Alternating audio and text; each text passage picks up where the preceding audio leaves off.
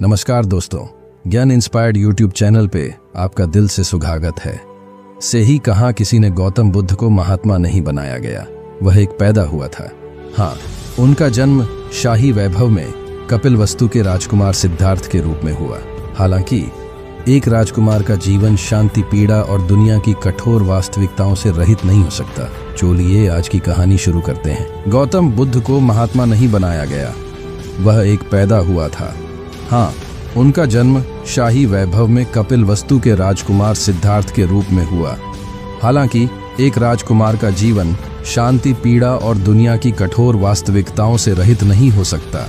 सिद्धार्थ को बचपन से ही महल की 4 दीवारों के भीतर कैद कर दिया गया था, जिससे उन्हें दुख, दर्द, बीमारी और मृत्यु के दृश्यों से बचाया जा सके। हर रोना दबा दिया गया, हर आंसू सुखा दिया गया। एक दिन अचानक उसे महल के द्वार से आगे बढ़ने की अनुमति दी गई। रथ पर बैठे सिद्धार्थ ने पहली बार दुनिया का असली चेहरा देखा। एक बूढ़ा आदमी, कमजोर और झुका हुआ, बीमारियों से ग्रस्त। दूसरा दृश्य एक निर्जीव शरीर का था, जीवन का सूर्य अस्त हो चुका था। तीसरी दृष्टि एक आर्षी की थी, शांत, निश्चल, कुछ न चाहने वाला, कुछ न खोने वाला।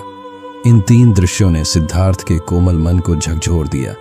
ये चेहरे महल की दीवारों पर रंग बिरंगे चित्रों से बहुत अलग थे। राजकुमार बेचैन हो गया। क्या यही जीवन है? क्या यह इसका अंत है? महल छोड़ने का निर्णय लेना आसान नहीं था, लेकिन सिद्धार्थ के मन में आत्मज्ञान की लौ जल उठी थी।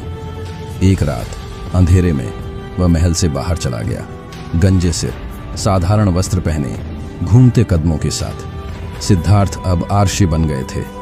वर्षों बीत गए, ध्यान करते हुए, गुरुओं से सीखते हुए, लेकिन सच्ची शांति उनसे दूर रही। एक दिन नदी किनारे बैठे सिद्धार्थ ने एक घायल और प्यासे पक्षी को देखा।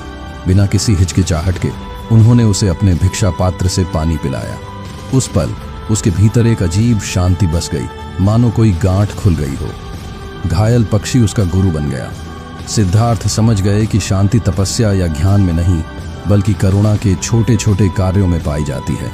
वर्षों बाद बुद्ध ने अपनी करुणामय यात्रा जारी रखी, जिससे हर जगह जीवन प्रभावित हुआ। उनकी शिक्षाएं बौद्ध धर्म के मार्गदर्शक सिद्धांत बन गईं, जो चीन, जापान, कोरिया और कई अन्य देशों में फैल गईं। बुद्ध की शिक्षाओं का सार 4 आर्य सत्य और अष्टांगिक मार्ग में निहित है।